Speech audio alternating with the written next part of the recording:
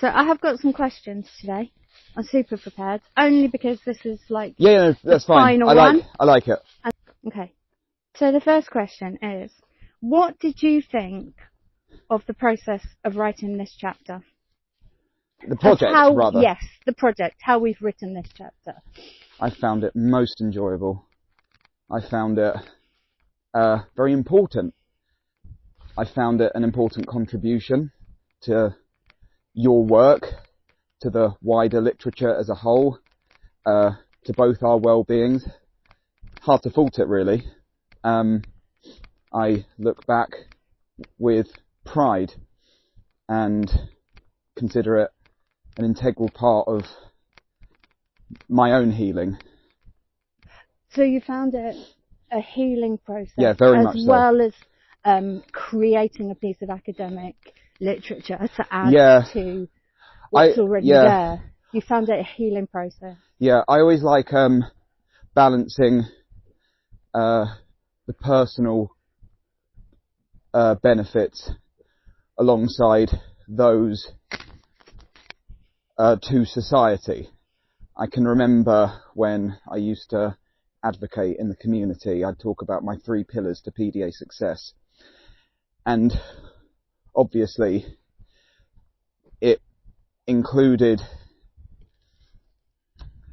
how am I going to put this? It included doing things that are meaningful to you that happen to benefit others at the same time. I'm doing this for me, and it so happens to help at the same time. That to me is a good deed, because I don't just want to do something to benefit others to my own detriment, or vice versa. And this feels very much in alignment with that philosophy. Thank you. The next question is about this walking method. Yeah. So how did the walking method increase your accessibility to academic writing? And before we started recording, I think you said you wouldn't know where to start if you were writing an academic article. So how has this process of walking and talking and recording helped with that? Well, nature is the ultimate muse, and walking kind of helps everything get underway. And whilst we're walking in nature, just chatting, it feels like an informal process, and that really does take a lot of the pressure off. It doesn't feel as though we're doing anything that requires any undue effort or mental strain, because you and I have always met for walks and talks, and it just feels very much like that, with the exception of attaching a microphone to my jacket throughout this project every time we start the walk, but I very quickly forget about that. So there's something about walking casually in nature that renders this process informal, or at least it gives the illusion that it's informal and therefore not pressurized. But it's nice to know that throughout this relatively easy, enjoyable and invigorating project, it can be transposed into something that is academic and highbrow and substantive. I like that. Well, I would feel I'd need to compromise myself. I would feel it would remove or reduce some of the authenticity. I feel it would add pressure, add a demand load, and it would be reminiscent of something the system would want you to do. You know, something hierarchical, you mean? Precisely that. And it doesn't feel like that. You know, we're just 2 friends walking and talking, as it always has been. And it's so, and it kind of to me, it evidences that you don't have to conform to a hierarchical structure or system in order for something you produce to be acceptable within an academic kind of framework. It's like, look at us, this is our classroom, this is our office, and it's totally sufficient.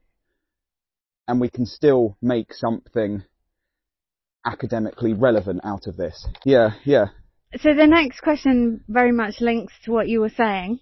So we've used the theory of flow states, including the concept of physically moving from one place to another, moving from one time to another, because we've done it over a period of time, and also, hopefully, moving from a very difficult emotional place for you to something that is going towards something that is less distressing.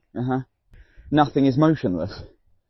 Not even fear, should it befall you, or dread, should it befall you, or anything deeply unpleasant and uncomfortable.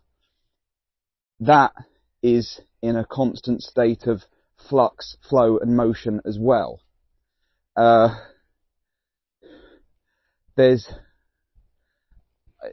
we have a good day and we want it to be permanent.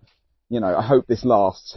We have a bad day and we don't want it to be permanent. I hope this doesn't last. Nothing lasts. Nothing. And that's important to know. The only thing that remains unchanged is the flow. But the flow is multifaceted, multidimensional, ever-changing. The flow isn't a thing. It's the process by which things move.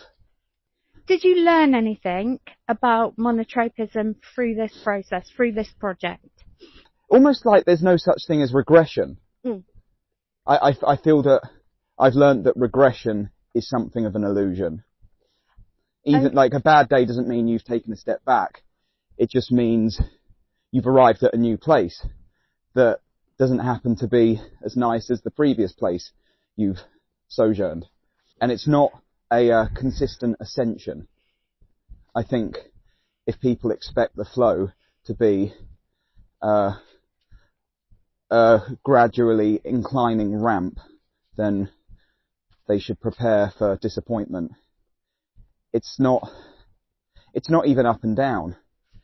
It's all over the place. You don't know where it's going to go next. And I think, as an autistic person, that can be quite unnerving and scary because it's unpredictable. But there is predictability within the ever-changing state of the flow. Because it's ever-changing. It's gonna do something else tomorrow. I can predict that much. And because I can predict that much, then I feel very much in sync with it. The final question. Is there anything that you want to add? I don't necessarily feel it's important to continuously associate monotropism with autism as a diagnostic construct. That, to me, just doesn't seem necessary to do all the time. It's not about that. It's not about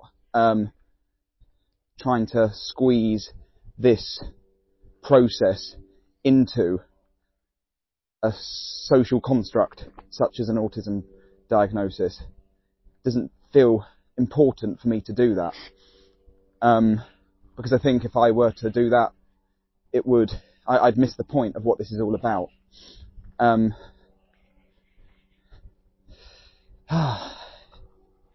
I think that's perfect. Yeah. I think that's a perfect end. I will stop it there.